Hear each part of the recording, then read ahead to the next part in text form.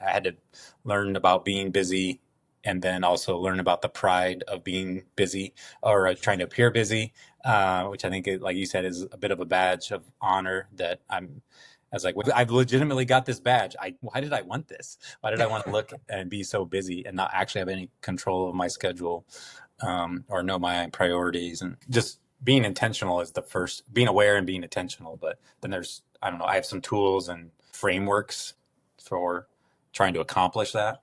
Maybe finding it hard to start a great culture with your startup and your small business, but imagine doing it for 12 different organizations over the course of 3 years. Add on to it that they're not even your organizations. You are acquiring them from somebody else. So not only is it a culture that's already existed, but now you have to figure it out and change it rather quickly if you're going to be able to make this a successful business. And that's exactly what Mikel Berger has done. So Michael's been a part of a company called Little Engine Ventures. Before that, he started his own software company, Del Mar, and now he's getting into doing this acquisition thing for other organizations. And through this journey he's had over the last 20 years, he's learned some very pivotal things when it comes to how to lead effectively, how to connect with people meaningfully, and as a software developer himself, how to use his objective frameworks and his mentality of systems in order to lead more effectively. So even if you find yourself being a little bit more systems oriented, you're going to find a lot of things that resonate with you through Michael's story as you start to think through how you're going to lead effectively in the culture that you're building, or perhaps you're acquiring your own business and you want to learn a little bit more. So let's listen in as Michael gives us some of the frameworks and thought processes he's used to be so successful in this week's episode of the Next Better podcast.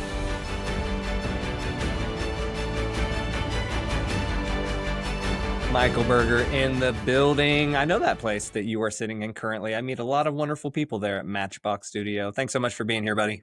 You're welcome, Lucas. Thanks for having me. Absolutely. So let's get right into the thing. We just talked about this a second ago. One of the things that impacted me about you very early on in our relationship, which led me to knowing more about you and then getting you on the show, was when we first started talking. You have so many things in your life that are going on with all the different organizations, and we'll touch on those so people get a better understanding of what it even looks like. But when I asked you to connect once early on, you were like, yeah, sure. I got tomorrow available. And that struck me as unique because, as you put it here moments ago, you're a very involved person who isn't very busy. And I mean that with all the affection that I can hold upon you, because that's a tag that a lot of people wear, is that busyness. So what would you say you lean into that allows you to be someone who is involved in so many things without getting so busy? Yeah, thanks. Actually, I take it as a compliment because I wasn't always like that. And it's taken a lot of intentionality to get that way. And I don't feel like I'm always perfect in that. So like this is the first of 3 calls today, but I have 3 calls today, not 12. So, it's all relative. So yeah, I think one leaning into is knowing your limitations. So what are the things where you really add value and can uniquely contribute, and then saying no or finding creative ways to still be involved in something, but where it doesn't take up as much of your time or gives you freedom and flexibility. And there's seasons of life. So, I said I didn't always used to be that way. So I had to learn some of those lessons. I had to learn about being busy and then also learn about the pride of being busy or trying to appear busy, which I think, like you said, is a bit of a badge of honor that I was like, wait, why am I now? I've legitimately got this badge. Why did I want this? Why did I want to look and be so busy and not actually have any control of my schedule, or know my priorities and things like that? So, yeah, I think just being intentional is the first, being aware and being intentional. But then there's, I don't know, I have some tools and frameworks maybe that I use for trying to accomplish that. Yeah, let's dive into that a little bit. I saw that look like, are you interested? And yes, we are. We all are. I think one of the struggles I have as a coach is I tell my clients and the people I serve, I'm 75% philosophical and 25% tactical.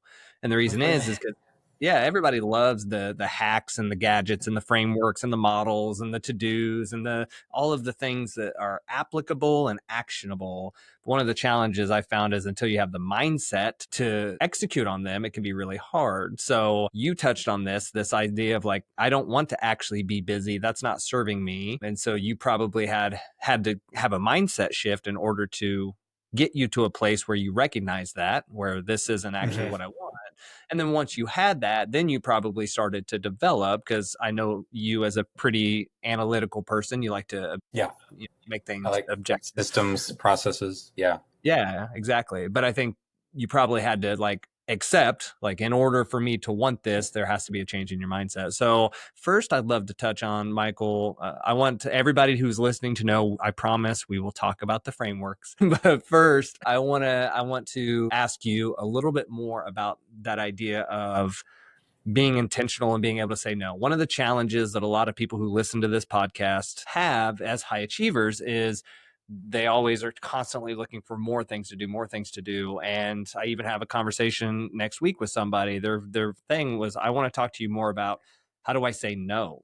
How do I Yeah. find the capacity within me to recognize when it's not really an opportunity that's going to serve me? Because everything can be dressed up to look pretty, but it doesn't necessarily mean it's going to ultimately get you where you want to go. So what was part of the process, or what did that look like when you started to recognize that you weren't doing the things you felt you needed to do to give you that permission to say no? I think part of it actually is, yes, you're right of getting me where I wanted to go, but you talk about servant leadership. Part of it, I think, was realizing that it wasn't serving others. Like, yes, I could do that thing, but that means I'm going to be less available for these other people, or just have the less time and energy to really work on, even just within the work realm, business realm, to be available for those kind of things. Like, I used to, my career has gone somewhat inverse of a lot of people. So started started a business right out of college. Basically was an independent contractor with a business partner that was part-time because he was a professor. And so I had a ton of control. So I worked weird hours. I worked sometimes crazy amounts and then hardly at all, sometimes by choice, sometimes not by choice. But then over my schedule got more and more normal and regimented, which I think a lot of people's careers are the other way. You come out of college, you work for somebody else, and they tell you when to show up to work. But then as you get more seniority and things like that, you get some more freedom of when you work, how you work, and those things. And mine was kind of the reverse. So I found I had to keep a more regular schedule and be predictable, to be available for my employees, and then even as my family and stuff like that, like just for my wife and then kids, to know when is Michael going to be available. And if they can call me and text me, but if they're always having to do that, it's more work for them to like figure out, where is dad going to be, and can we do this thing this weekend, or when's he getting home tonight? And it's cool. And then he's randomly here during the day, and that messes up our whole schedule. Like, we like him being around, but that messed up our whole schedule. So, because we didn't think he was going to be here. So Yeah, it's funny. I want but to thinking ask about you. others, I guess, is what ultimately said, no, I should say no to these things because Yeah. it doesn't serve the people around me to keep a pace and a schedule like I was keeping. Yeah, I think that's powerful, because you mentioned this idea of being home, when they weren't expecting you, kind of thing. And so I think a lot of people that are listening have some autonomy with their time and probably can flex where they work and where they don't work. And so when you said that, I felt personally attacked. Attack's a strong word, but resonated pretty strongly with me, because there are times where I'm home unexpectedly with my family. And to me, it's like, oh, okay, I get to spend more time with them. But to them, it doesn't fit the bill. And then everybody's kind of in this limbo space of not exactly knowing like what they should be doing, because like I could be working and they could be doing the things they're supposed to do. And so everybody's just kind of uncertain. Yeah, most people want predictability, dependability from the other people in their lives, and as much as I can provide that, even people that are super fun and goofy, we want them to be predictably super fun and goofy. Like, okay, whenever I deal with that guy, like, he's just going to be off the wall, like, okay, cool. I just know that going into that meeting, he's going to be goofy, right? Like, but even in that, there's a comfort, because if you come in and he's just like really downtrodden and you're like, oh my, what is going on? Versus if somebody else is always just kind of even keel, very steady, and then they're off the wall. Again, I think people should be who they are, but if you're just being busy, being difficult, or being changing just for, I was often just changing for change sake or filling out my schedule for the sake of, because I thought it made me a better entrepreneur, but it didn't. Yeah. So when you talked about, you mentioned this idea that, and I think a lot of high performers, high achievers could struggle with this a little bit. This idea of like scheduling time for your family, or like, like building it into your calendar. You like systems. I think a lot of people who are listening like systems, but some people have a little bit of a funny feeling about the idea of like, I have to schedule time for my family. Now I have Yeah, my my opinion. wife is one of those people. So how did you guys come to terms with that? What did that look like? What was the I conversation? hide the system from her. No, I mean, somewhat. Like she just knows that's how I think. Like, hey, we're gonna go on vacation. We're gonna be spontaneous on Saturday from noon till dinner. Spontaneity happens there, but we're gonna book a trip and we're gonna book an outing and an excursion and go on a hike this morning. So it's a give and take and that. And then sometimes I don't have to make the presence of the system that I am operating by. Not everybody cares about that as much as I do, but I kind of get a little bit of joy and going like, I don't know, we're doing this call in the afternoon. I picked a time thanks to your booking system. I found a time that worked for me. I like to do these kinds of conversations in the afternoon, not in the morning. I like to have deep work time in the morning. And so thanks for that flexibility. If you had only had morning times, then we would have had to decide is my system going to give up? Is this more important, or do I ask for an afternoon time? And I wouldn't have broken off our friendship over it, but so we would have figured that out. Yeah.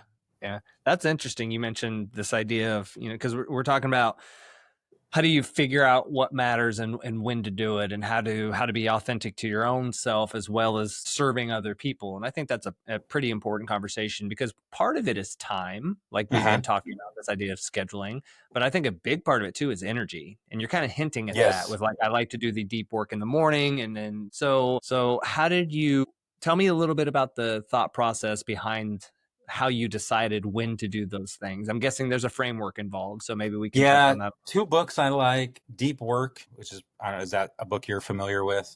Um, a lot of people are, so that's a pretty good one, and it's got more of the kind of the tools or the examples in it. So I Yeah. found that one helpful. I don't tend to adopt any one thing wholesale, but just take the bits and pieces that fit. So Deep Work is one, and the other book is And Win. who does deep work? Is that Cal Newport? That's Cal Newport, yeah, and then Okay. Win I think is Daniel Pink. Mm-hmm. Is his book, and that one's it's a little more academic. It gets a little more philosophical, and that philosophical slash almost like, oh, what you interviewed that doctor, kind of health, whatever kind of, you get the book kind of gets into body rhythms and energy levels, Sure. and the Garmin stuff you guys were talking about and Yeah. things like that. He gets a little bit into towards that. So like from Pink, I think I take like energy. My energy tends to be highest in the mornings, and so when I've got kind of full brain capacity, that's when I'm doing my deepest work. A lot of the times for me, that's alone, but it can be with one other person if it's a work session, not a meeting, right? And then Sure. you eat lunch, you come off of that lunch, your body is digesting, so blood's taken from your brain to your gut. But that's a great time to check email, you know, tweak the calendar, you know, pay a bill, something that doesn't take a lot of brain power, just but needs to get done, right? So you're still making Yeah. good use of the time. And then the thing I took from it that's been the most impactful, I probably could have figured most of that out myself, but that creative work is best done in the late afternoon for me because you're moderately tired. And so you would think you'd want to like really have your fullest energy. But actually, when your brain is a little tired, he gets into the reasons for this, but it allows your mind to wander just enough to think of new things. Where in the morning, I'm locked in. Like, okay, let's do this. I got the coffee and I'm getting through the list. If I can stay focused, if I can keep my ADD brain focused, then I can get through a lot. But you Sure. actually kind of want a little bit of that mind wandering, going on tangents to think of connecting the dots that you might not have otherwise connected. Yeah, And yeah, again, yeah. especially a lot of previous business partners and stuff like that those have been good sessions with people you know well. So you can let the guard down. You don't have to spend the extra brain cycles on the formal, you know, Yeah. decor of relationships. You just get really at the creative meat of it. So I like doing that stuff towards the end of the day. I love that. I love that. I had not heard yet, so I'll have to check that out. The idea of like being a little bit tired, because I find that very fascinating, because you're absolutely right. Like when you're completely rejuvenated. So Dr. Torkel Farrow, whose book is right Yes. over my shoulder, he's the guy who we talked to. It's called The Pulse Cure. So definitely recommend that to anybody. I have a book review on it for my blog and all that.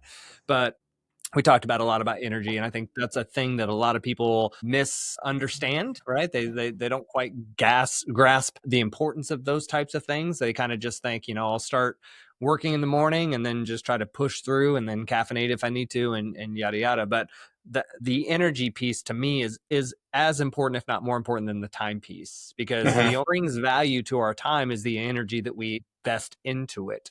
So if you have an hour of time and you spend it just relaxing, reading a fiction book versus an hour of time being productive and building something, that hour of time that you built something is quote unquote more valuable because you invested energy into it. So knowing your energy and when to play it out, I think is really important. And I think you Yeah, and brought up that's a interesting point about that idea of like being a little bit tired to be more creative. yeah, I think that's where for a high achiever, for a high achieving mindset, I had to see that um, knowing my limitations, I wasn't not going to be at full mental capacity all the time, but that even when I'm resting, sleeping, or when I'm taking a sort of mental brain break, that is part of how I achieve. That is how I will, okay, I do a 90-minute deep work session. I'm going to take 15 minutes. And if I can keep it to 15 minutes, whether I'm scrolling Twitter or LinkedIn or I'm going on a walk around the building, that is part of being productive because I am mentally resetting, cleansing my brain to come back and dive into that next session. And my limitations say I probably get 2 of those sessions a day max. The third one is going to be less productive. So just thinking through what can I really get done, but then also what's work that can be done outside of those sessions that doesn't require full mental capacity and aligning things aligning things to my energy levels and the time allotted, and that is helpful. And it doesn't always work perfectly too, like giving up on the perfection. Like, all right, I can meet you at 9 in the morning if you really need to. Like it'll be fine. We Yeah. can get Yeah. coffee and catch up. But also saying, no, look, I won't do I don't do pick your brain sessions other than with very, very close friends that have already done a lot of work. I will gladly meet with new people. You make an introduction. I just want to know what we're talking about. So I want to come in prepared. I value you and your time. And I want to at least have an idea to know if I'm going to be helpful. Because if you want to pick my brain, cancer, talk to somebody else. I might know somebody that you should talk to, but you probably don't really want to spend that hour with me. Yeah. Yeah.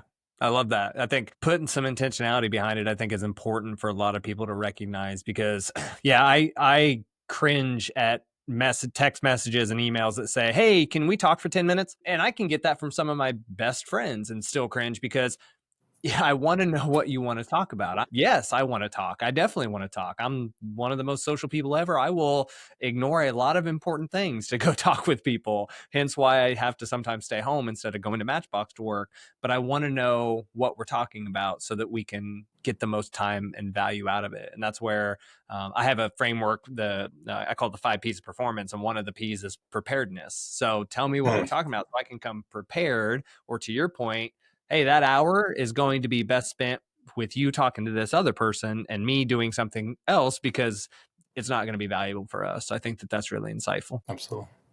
Yeah, yeah. So talk to me a little bit more, Michael. So one of the things people might not know about you is you help build Little Engine Ventures, which is a company that does a lot of great things. I'm not going to butcher it by trying to explain it better than the person who literally helped build it, but that causes you to have to be connected to and helping out with a lot of different organizations because you guys Yeah. are focused on acquiring multiple businesses with a pretty specific client focus, right, or business focus.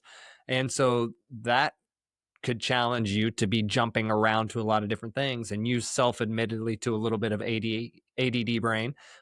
So talk to us a little bit more about the journey through that and how you found yourself being able to get more focused and stay more focused with so many different quote unquote balls in the air.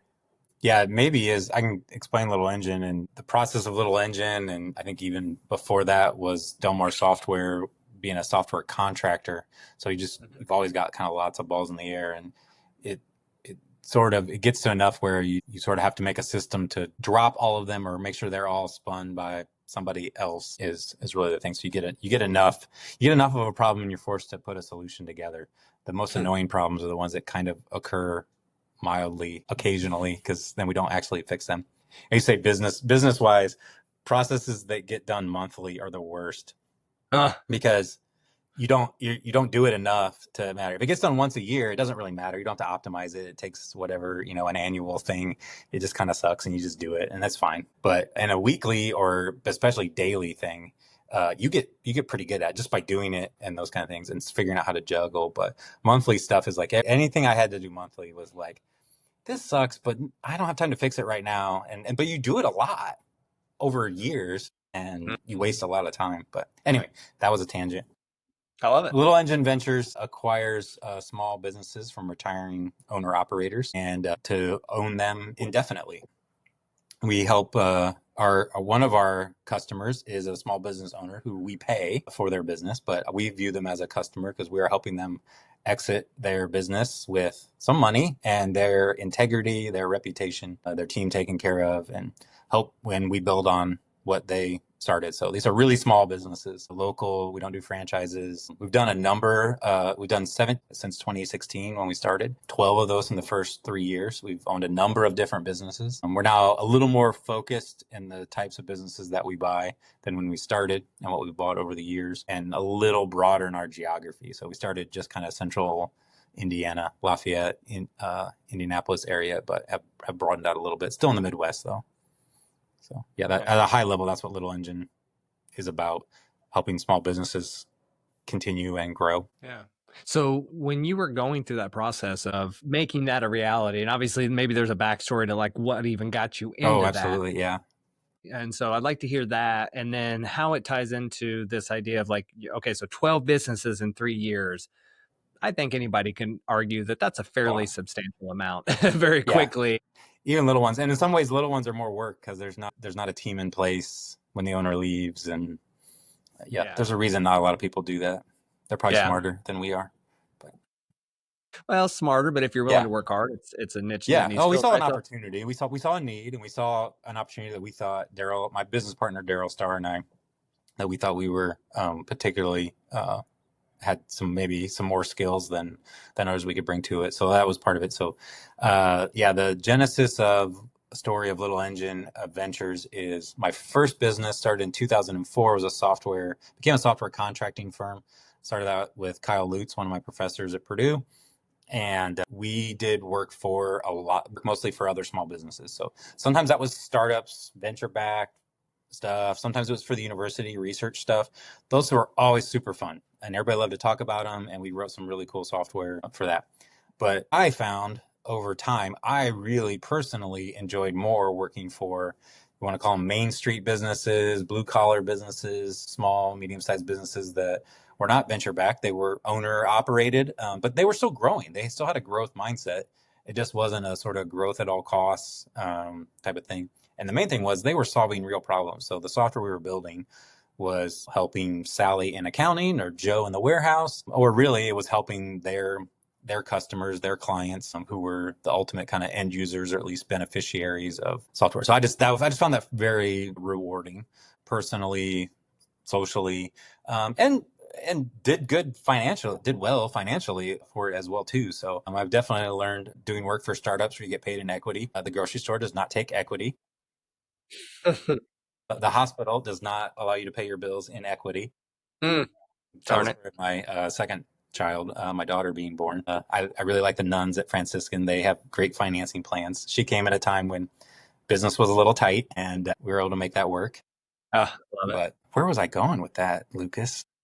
We were talking about this idea of The genesis of all Little the, Engine. yep. Oh, yeah. So I just got to, Genesis and then all the balls in the air. yeah. So Delmar taught me how to have a lot of balls in the air because I would have, 3 to 12 clients. I learned 5 to 6 was about right, and they had to, and ideally their projects were at various parts of the phase. So where I would be doing more work or less work, and then eventually my team, as I would hire, as I would get too busy, and then so hire somebody else to do my work.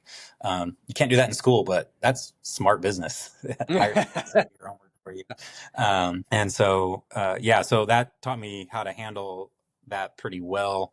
Um, or yeah, learned that over the years. But just the early in a career to get insight into so many businesses was just, I didn't even realize how valuable it was at the time. So I've learned everything about business from my clients, Mm. and most good, and occasionally like, oh, I never want to do it like that dude. That was not smart, but I got paid. Yeah. We did what he wanted. We provided, Yeah. we did what we said we'd do, but it did not work out. So Sure. and you also learn that's part of it. That's part of business and those things. So I really like that. Those small, medium-sized businesses, Main Street, not tech stuff. Even though I'm a tech guy, I mean, got my Meta Ray-Ban glasses on. I do like technology, but it's always been technology for a purpose, or how does technology serve and help people? If we can design some software that takes the drudgery part of somebody's job away and frees them up to be more of a person and do the things that they're really good at and they love doing about the job, then that's just been super rewarding. And I saw, though, the limitations that software was not always the solution for that. And especially in those kinds of businesses. And then just generally, I saw like, what are these old dudes going to do? Like, and most of the time it was old dudes that owned these businesses, and they were cool. And I learned a ton from them, but they did not seem to have any sort of plan for what their business was going to do when they were around. And again, these were small businesses below where private equity would really care. In a lot of cases, kind of a little too big for an employee to buy out their boss type of thing, though that is often the best scenario. But a lot of factors have to align for the employee to be able to do that financially, to want to do it, for the owner to want to transition and train an employee to take over. So there's just a lot of things that are involved, and I didn't see a lot of solutions for these folks, but I also saw a lot of really good businesses that I think our community needs, their customers, clients needed. And so Daryl and I stepped in to do that, and a few other folks heard we were going to do that and decided they'd like to support us and back us. So we put some money in, and 35, 36 other people joined us and to acquire our small businesses. So baby boomer business owners. I love that. Yeah. BBOB, BBOO, boo, baby boomer business. No, BB. I don't know. I've never even tried to come up with an acronym for it. So Bobo. So it's a phenomenal story. In fact, when I first heard about Little Engine Ventures, I was always very curious because I'm a people person. I'm always looking at the people side of businesses. And so when I first started hearing about that, and actually one of the reasons I got connected to Little Engine Ventures, tangentially, not necessarily directly, was through a mutual friend of ours, Adam Kurtz, who ended up coming on board to manage one of the organizations. And Adam, phenomenal guy. Adam's an amazing guy. Yeah. And so, I mean, he was talking about culture and building a culture within one of the organizations that you purchased. And so that just got me started about like, how do you manage the culture of multiple organizations and how does that all work and those types of things. So tell me a little bit about some of maybe the early, because a lot of people who listen to this are leaders. And so they're always trying to think about how do they serve and pour into people. So can you tell me a little bit early on about how you managed what was likely similarities and issues with culture and leadership, but also probably a lot of uniqueness in each of those different businesses that you're acquiring? Yeah, because each business did have its own culture, its own uniqueness. I mean, we definitely have not done deals because we couldn't get on the same kind of culture page with a seller. In fact, probably the worst acquisition that we did financially and emotionally for me and Daryl, especially Daryl. Daryl had to deal with this guy. It was just ultimately it was a culture fit. I mean, more than just culture, morals, values. But anyway, we don't go totally into that. But yeah, those are the things. But then the deals that we did outside of that one, I think we'd say we would align with the seller of the business, culturally, generally.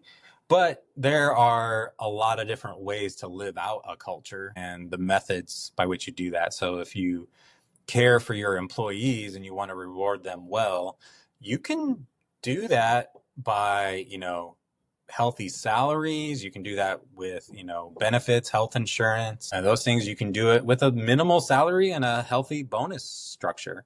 Also can all be done in loving, caring ways, but it can be, you have to realize you have to meet people sort of where they're at as well. So different people, different stages of life, or just different personalities can find the very same thing loving or not loving, or helpful or not helpful. And that starts with the team you inherit when you acquire. So like, we were mostly acquiring service businesses.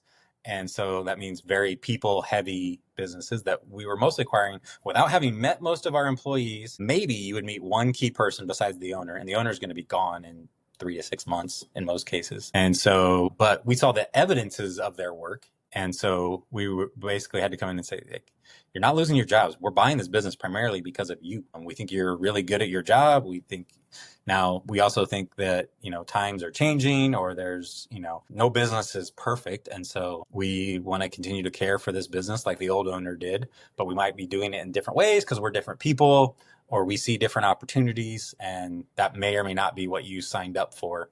It might be even like the general goal you signed up for, but you don't agree how to get there. And the best thing we can do, the loving thing of that, is just be open and transparent with you and tell you what we know and what we plan to do. And also be honest with you and say, and we don't know these things. We are depending on you to, tell us that's a dumb idea. There's a better way of doing that. We tried that before. And we might say, great, I'm glad you tried it before. We're going to try it again because this changed, or, hey, we have to do it. These other factors, but Yeah. honest with people in that way, I found is best.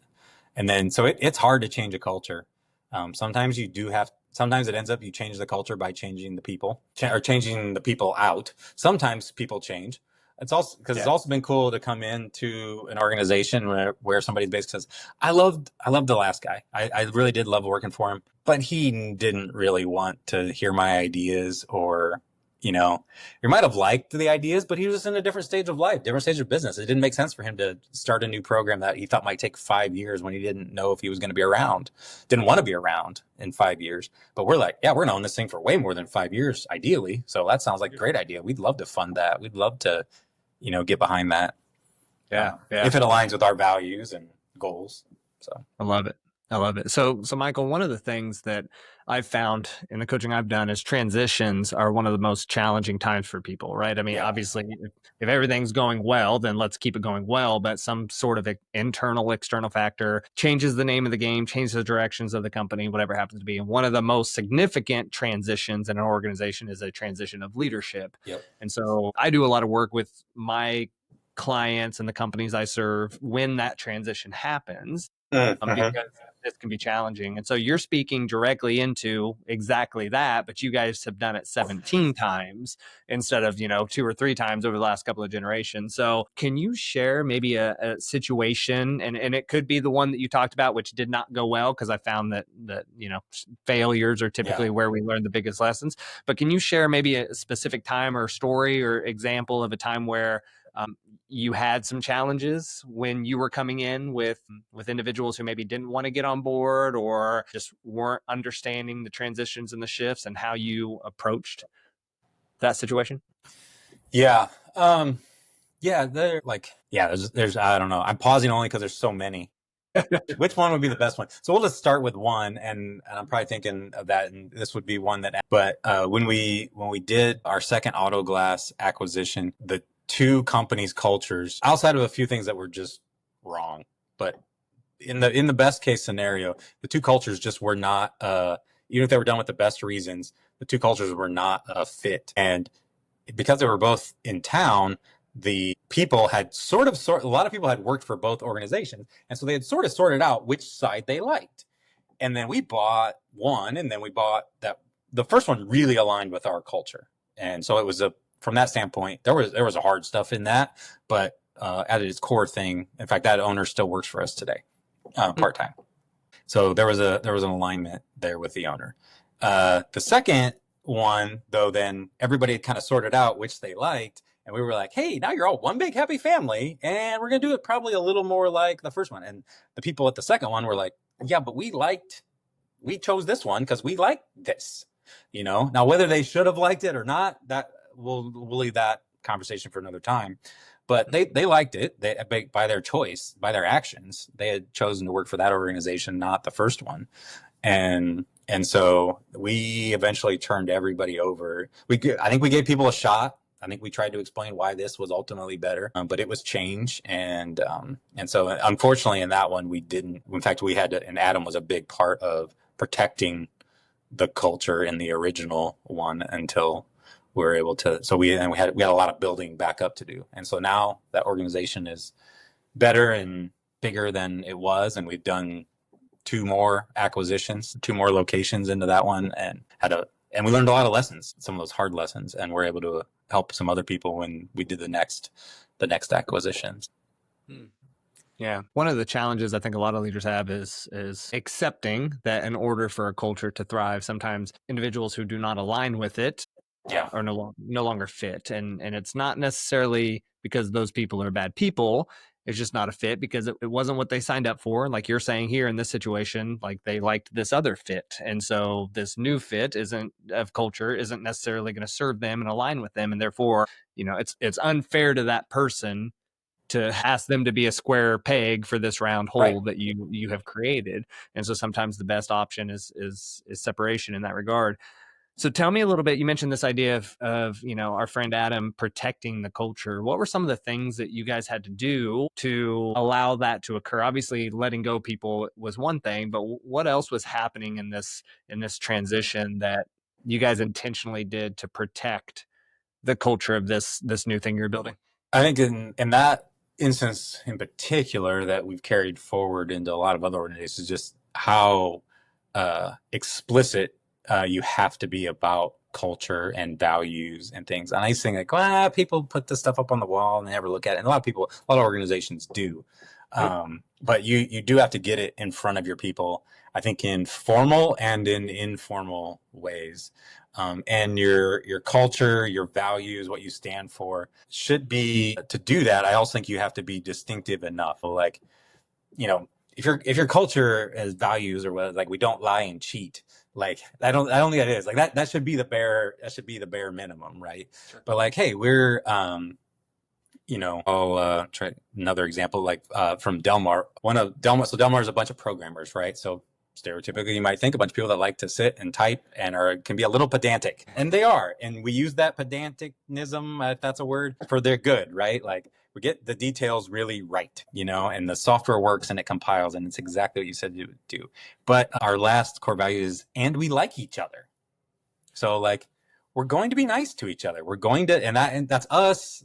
We mean the team, but that also is, our clients that we work with and their teams, and like, we're going to like each other. And if you don't like it here, then that's part of, so that sounds a little base, but it's not necessarily a given in that industry. And that, so you got to speak to the industry. You got to like, what's something that will set you apart in those ways. So part of it is you should know somebody isn't, you should be able to point to the core values to say, you're a good human being. You're just not a fit here, And so let's help you. Let's set you free, and let's help you find a organization where you are a better fit. Like I had to let a guy go. I learned a lesson early on, hired a guy with 5 years of experience. And I learned he had 1 year of experience 5 times over.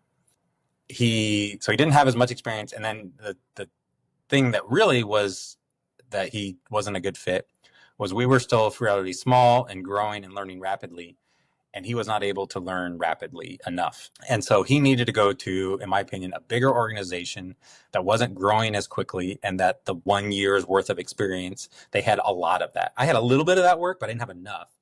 And I will totally hire people that don't know how to do most of the job if they can learn rapidly. It's about the slope. It's about the curve of their growth, not where they're at the moment. Yeah. And you want to help people. So I think we helped him. He helped us for a season, but it was pretty quickly became clear that he wasn't a good fit. And so I had to fire him. And then I guess I did it in a nice enough way. He asked me if I would be a referral. And I'm like, really? I just fired you. You want me to, you want to ask you if I can be a referral source? And I'm like, so I told him, I was like, I'll be honest. I said, if you go to what I said, a bigger company that has documented training processes and stuff like that, and people around you to help so you can specialize, call me up. I will be glad to be a reference for you. I think you're a good human being, and I think you have some skills.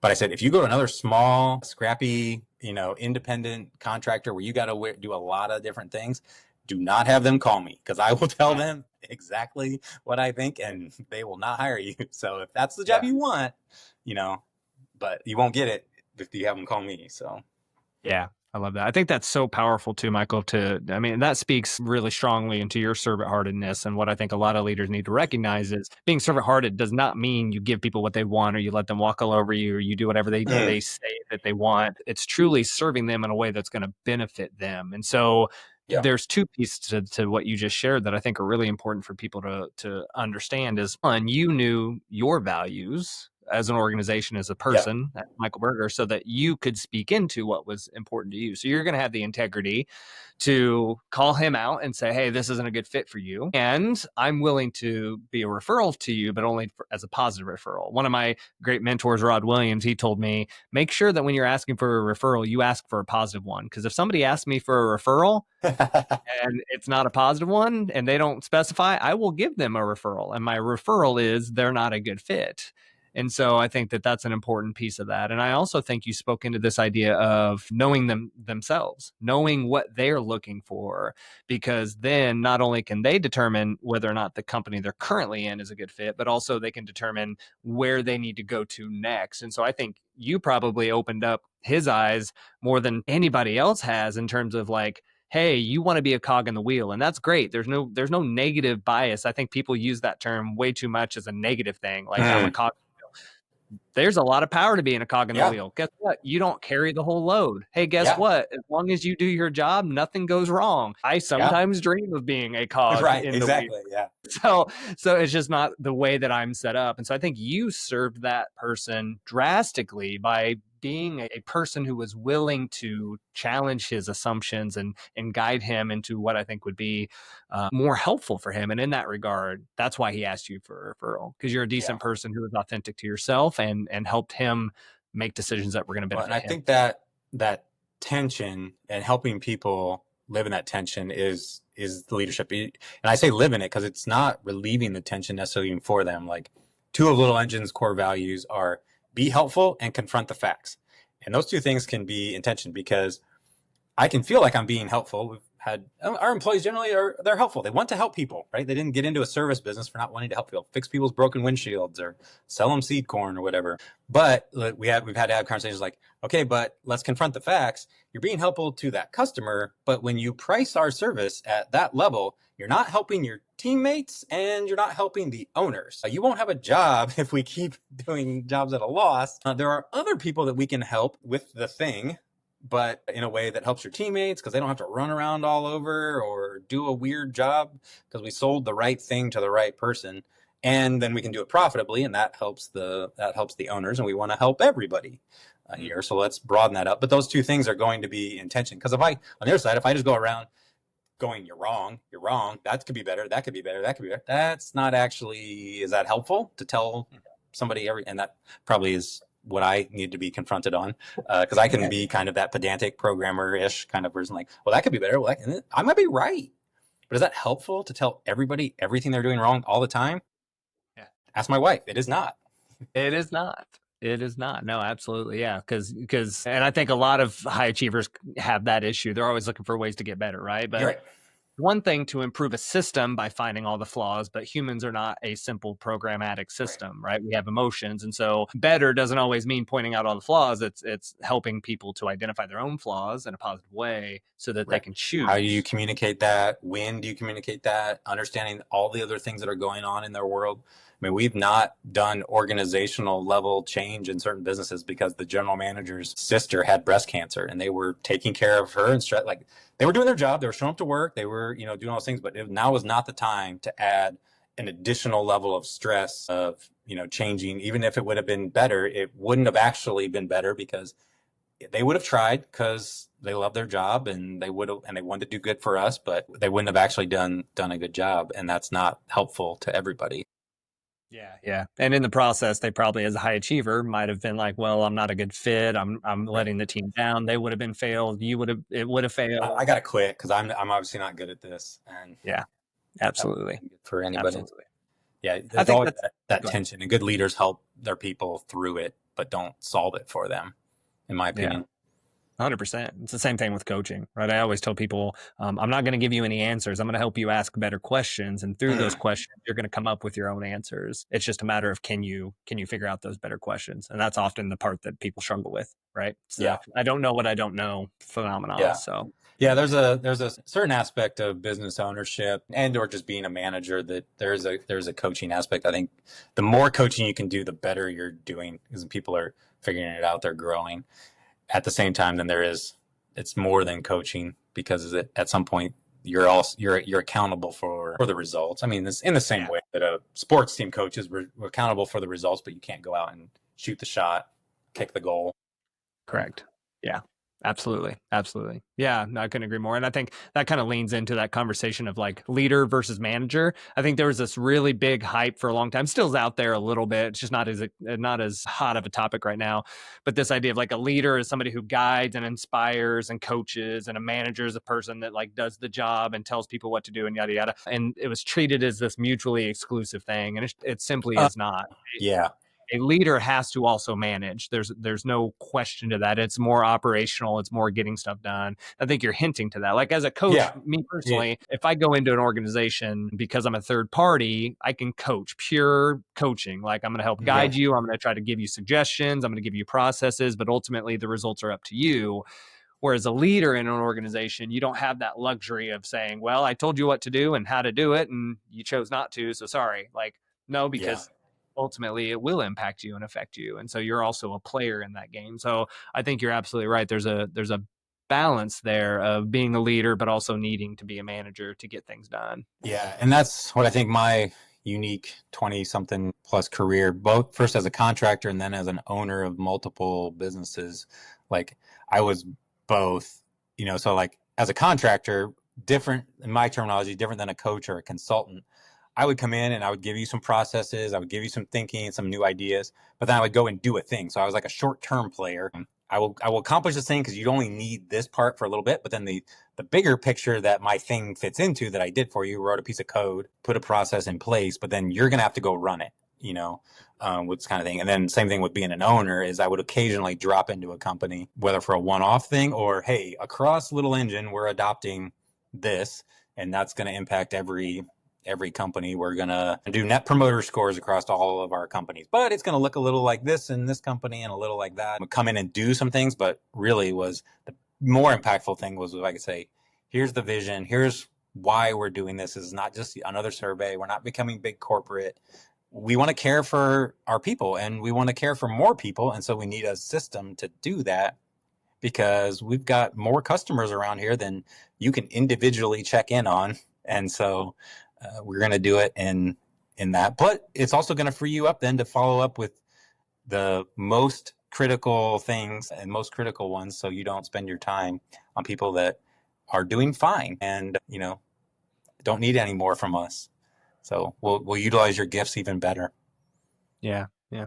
I think you're absolutely right. I think that's what has probably been a big part of your success is your ability to play both of those roles, because I think leadership's great, coaching's great, getting stuff done is great, but it's the blending and the meshing of the two, which I think Uh-huh. is extremely powerful. And so I think that Yeah, that's and I think that's yeah. talking back to where we started with the not busy schedule. If you can know even within the timing of that, like, okay, I come in, do the thing, and the thing might be do it, get it done. It might be come in and teach the thing, lead by example of the thing, but then knowing, okay, I'm doing this from the beginning with the intention of I'm gonna extract myself and I'm gonna train somebody else up or inspire somebody or just I'm here just to encourage them to keep going because I'll admit it is hard and we all need encouragement to just keep doing the thing and or most of us, even if, especially I think even people that are around a lot of other people a lot, salespeople, stuff like that. But you can be around a lot of people and be very lonely because you feel like you're the only one that's dealing with, hitting this quota or, you know, closing this deal or whatever it is. It Yeah. can still be very lonely and isolating, especially business owners, which is why I think CEO peer groups and conferences and just being around other business owners, Matchbox. And this is why Matchbox exists. Actually, that's the genesis story of Matchbox, but it's just to be around other entrepreneurially minded folks so you're not so alone. Yeah, absolutely. It's almost like I could have paid you to advertise. It's literally why I'm building right now a coaching / peer advisory hybrid groups for that exact same reason. It's some accountability, some lack of loneliness, right? I won't go into it. We've talked about it in other shows, but this idea of a moai, which in Okinawa is it's a group that was formed in the communities to support each other, plain and simple. And support each other in numerous ways, but one of those was financially. Everybody put money into a pot, and then when times were hard, it was a farming village, right? So times are hard, you're hard to do well, you got the money. There's no question. There's no like IOUs. There's no grant writing process. You got the money. Why? Because we care about you. And Right. they would do events together, activities, community parties, helping each other, all that. And so the concept was moai. And they believe that one of the reasons this was a blue zone where people lived over 100 years is because of that support. It lowers stress, and stress is one of the biggest killers that we have. And so I think we're losing that. So I'm kind of Totally. framing it as a modern day moai is like putting together these groups where we can support each other and lean on each other and be committed. So I couldn't agree with you more. Yeah, I'll be fascinated to see how that comes together. I think those kind of communities are super impactful for those reasons. They also, I think we're losing them because it takes a long time to get to that level of trust that, in my worst moments, I can call this person and they will be there for me. And just, it takes a long time. I think, especially in our culture, I've gotten to travel a little bit or meet people as they come here from other cultures. I think some other cultures get to that point more quickly, but in the West, we can get there. It's not anything, there's nothing about our culture that prevents it, but it just, it's not just a modern day phenomenon, but it's a particular challenge, I think. So, yeah. It's almost as if our entire country was built on this concept of freedom and getting away from everybody and living on our own. It's almost as if we dedicated our entire country to that. Right. Which comes with pros and cons, it turns out. So, right. Yeah. Go ahead. No, I was just going to agree.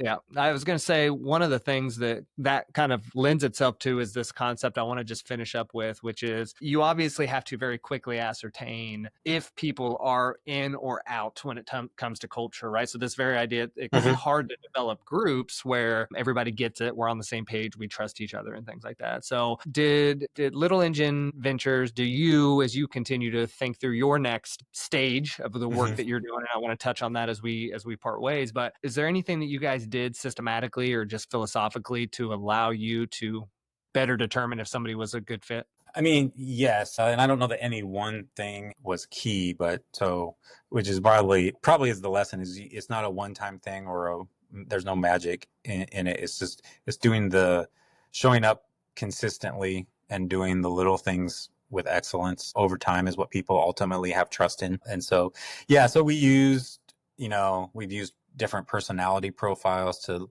learn people. And I would say I used to think they were kind of this like secret to unlocking people, but they're just better. You just get to asking better questions a little faster, and it gives you a framework to go, oh, this thing that I think is really awesome is actually super annoying to somebody, and vice versa. And just helping to get outside of your own head and your own way of thinking and realize, oh, people can think differently. So we like that. I mean, I think the biggest thing was we instituted at Little Engine, every direct report has a half an hour meeting with their manager, a one-on-one every week. They shouldn't miss more than 20% of them. So you should have 4 out of 5 weeks. You should have a one-on-one, and that one-on-one time the structure is set, but it's very high level, and the topics are set by the direct report. The manager is there to listen, and then what do I need to do to make you successful at your job? So status updates and things like that, but what's blocking you, what's stressing you, and that can be in work or out of work, and just doing that on a consistent basis. People hate them for like 3 to 4 weeks, and then they love them. Mm. And managers find them weird if they've never been a manager before, never been told to do it. Or we've had managers that have come from other organizations and they're like, I used to have to go or do one-on-ones and it was only ever bad. And we're like, yeah, sometimes you do have to do bads. You have to deal with bad things in those. But if you only do them when they're bad, then nobody wants to do them. But if you do them all the time, then you've got that rhythm. You've got a place to insert maybe a little bit of bad news, and you can do it earlier when you've got that. So that was probably if there was one thing, a 30-minute one-on-one once a week is a super simple thing, but really hard to do in practice well, but doesn't actually take that much if you're just intentional about it. And just showing up for people. So making the time for them. So if you have a few of those things, then it also, back to we keep talking about calendars, but people are like, I don't have time to do that. And I'm like, you don't have time not to. Because those people are going to come find you with their problems. Their problems are just going to be bigger. They're going to be when you don't want to work on it. So as a manager, I would set the time. This is when we're going to talk. This works best for me because I got a lot of these to do and I got a lot of other stuff to do. But everybody could count on me to be available. I'm not on my phone. I'm not checking other things. It's their time then when they own that half hour and I'm there for them and it's important. And then I better do the stuff that I say I'm going to do out of it. Yeah. Yeah. That's phenomenal. That's great. So Mike, as we wrap up, one of the things that I love to ask people, and admittedly, it's been a little while, so I can work on my consistency here, but is for the thinkers and the doers. So it's for the thinkers, it's what's a book or a resource that you're either reading right now or you read recently that really impacted you. We talked about a couple at the beginning, so maybe it's one of those. And then the doers is what's a habit that you have found to be really helpful for you to be the best version of you that you can be. Yeah, I think I usually just like to I like so many books and it really matters on the time and the framework. So I tend to just, when I get this question, I tend to just go with whatever's recently impacted me. So it's a book called the Activators or the Activator's Way or something. Oh, shoot. Googling it. Who's it from? Yeah, Do you know? the Activator Advantage. That's what it is. Okay. So it's a book about sales and doing sales, but it's particularly for like those in professional services. So I think lawyers, accountants. It hit me where I'm at in my transition as an independent consultant, coach, whatever I am. I'm still trying I'm still trying to figure that out. Sure. Doer sellers. So people that wouldn't call themselves salespeople, and you have to sell your service typically, and then you also have to do or at least a part of your service. And the author makes a premise that type of sales is different than selling B2B SaaS products or I don't know, whatever. Just like, hey, there's some unique things about that. The authors just do a really good job of kind of presenting both the high level philosophical, like they get into Dunbar's number, which I had heard of in the past. Dunbar's number is basically that the number of people in your social group that you typically have, it's like 150 is the number. So like most churches in America are 150 or under, right? Because I love it. Yep. It just kind of works out that way, right?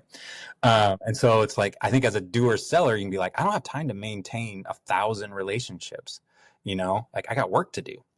But so it gives you, but then it also has got some really practical, like you should have 20 people and you should know why they're at the top that you communicate with weekly. Current clients, future clients that you think you can get more work from. This is really pragmatic. And then it breaks down the 150.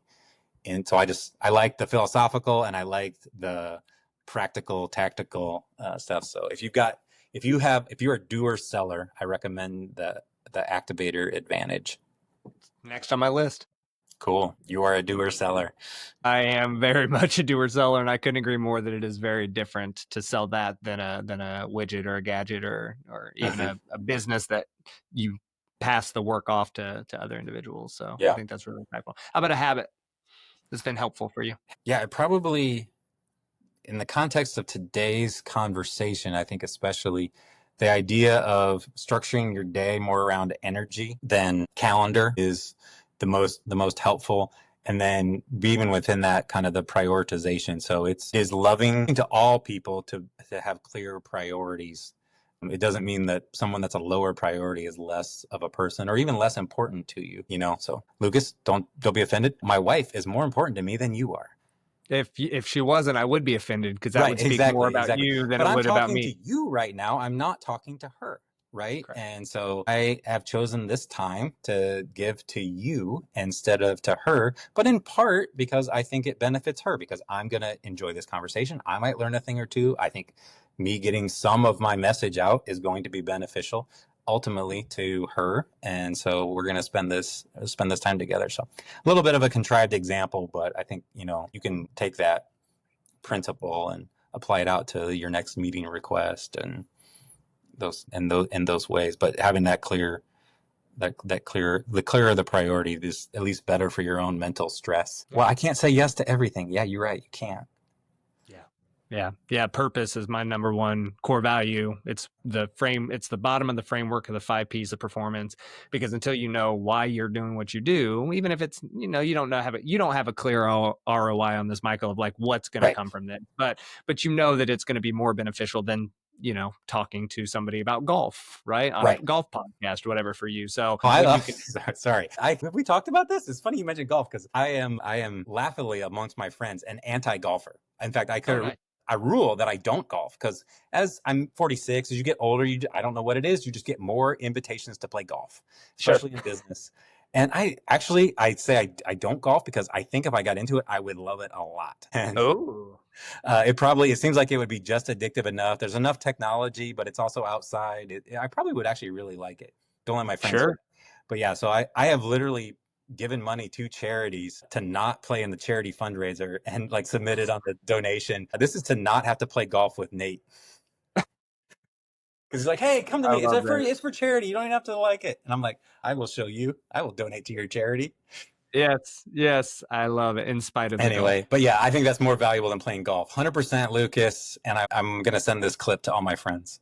We'll clip it out for sure and make sure that they get it. So I love it. Michael, hey, I appreciate the opportunity to listen in as we talk about a lot of impactful things. But really, I think what I got from this, the essence of the conversation is when leadership matters, when knowing yourself matters in order to be able to lead more effectively so that you can understand how to prioritize your energy and your time in the service of others when you have so many other things going on. And I think that encapsulates you as a servant-hearted individual who also is a very high achiever. So appreciate your time. Thanks, man. Appreciate you. Absolutely, buddy. Talk soon. Yeah. There you have it from the man himself, Michael, pouring into us in what it takes to use these systems and these strategies in order to better effectively lead with a servant-heartedness, but also make sure that the business is being taken care of. So if you want to connect and learn more from Michael, then be sure to check him out and connect with him on LinkedIn. That's Mikel space Beger. And that's where you're going to find Michael and the work that he's doing. Perhaps you want to acquire your own business. Perhaps you want to learn more about what it means to successfully use systems and strategies to build a better culture and build a better business. Whatever happens to be, Michael is your guy. Hey, if you like this episode from the Next Better podcast, where we focus on the 8 areas of your life that you can use in order to become more meaningful and fulfilled in the work that you do, then please click on that subscribe button wherever you're listening, Spotify, Apple Podcasts, YouTube, wherever it happens to be. Click subscribe so that you can continue to get more of this stuff into your hands. We also have a newsletter. If you go to nextbetterme.com/sign up,